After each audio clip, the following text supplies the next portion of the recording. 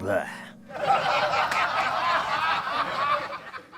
We know that Glenn Danzig is a lot of things, guys. He is a lot of things. He's a musician. He's a singer. He's a songwriter. He plays guitar, bass, drums. He plays the piano.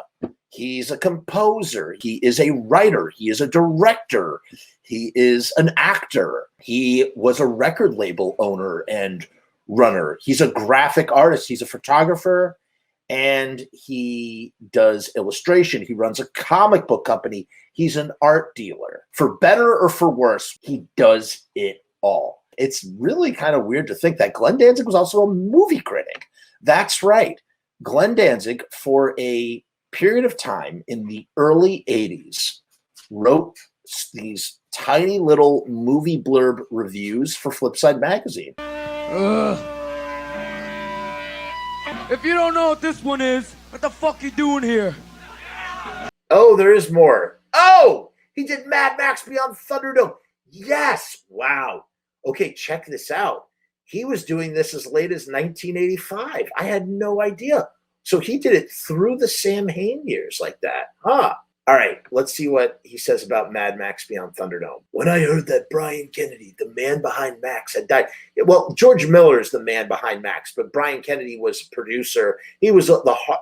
If he was definitely part of the heart and soul. When I heard that Brian Kennedy, the man behind Max, had died, production on Max 3 was to continue. I had my doubts. Well, I was half wrong. This new Max is great for the first 30 or 40 minutes, right up until he's expelled from Bartertown, the first town of the new civilization. Then it's downhill as Max meets up with a bunch of little kids and plays daddy. So to salvage this film, in comes the end sequence, which is a total rehash of the end chase scene from Max 2, The Road Warrior. Tina Turner is not as bad as most movie critics say, and this flick still outshines the other something floating around here, like the next film up. Uh-oh. So he was not happy with Day of the Dead. Uh-oh. Wow, so he reviewed Mad Max Beyond Thunderdome, and he said it wasn't half bad. I have to tell you, I think Mad Max Beyond Thunderdome is a phenomenal film. I love it. I've always loved it. It does have a little bit of Return to the Jedi syndrome.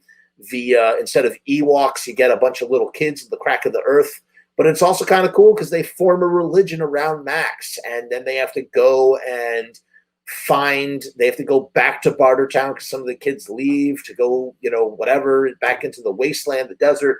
And they go back to Bartertown, and then they take off and head to the ruins of Sydney, Australia. It's a wonderful film. It's got a lighter, kid-friendly tone to it, but the first 30 to 40 minutes, he's right. The first 30 to 40 minutes are pretty brutal, man.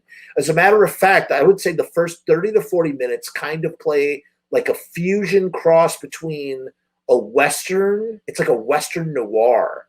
So it's like post-apocalyptic Western film noir, where a man with no name wanders into a town looking for his horses, aka his camels and his wagon, and gets involved in the film. Suddenly switches into a political thriller, in the sense that you have Auntie, played by Tina Turner, who's in a power struggle with Master Blaster, which is this dude. He's a small person on top. That's Master. And then Blaster is this guy who has Down syndrome of some kind, who lets Master ride piggyback. What a fun, interesting concept. And then in order to defeat him, he's essentially becoming an assassin. In order to defeat him, has to do it in one-on-one combat in a giant iron Thunderdome. And the reason why is because the society is sick of sending people to war, to fight for one person's agenda. Now people settle their agendas in the Thunderdome. It's an anti-war, situation. And they live in this brutal society that has to be brutal for the sake of keeping civilization going, because civilization is never going to work unless there's some sort of iron will in place to literally push it through the pig shit. So, and I just love it, man. It's got a soft place in my heart for that film. Love it. Yes, Miller only co-directed Thunderdome with this other George, I forget his last name, because he was so depressed. Miller is only responsible for all the car chase scenes. He was so depressed after Byron's untimely death that he actually sort of like took a giant step back and let this other dude sort of like help him with the directing duties. Very sad, very sad. But I still love Beyond Thunderdome. I wonder how he feels about Fury Road 2. I bet he likes it. We'd have to ask him. When we ask him about Suspiria, we'll ask him about Fury Road. Let's finish this up, guys.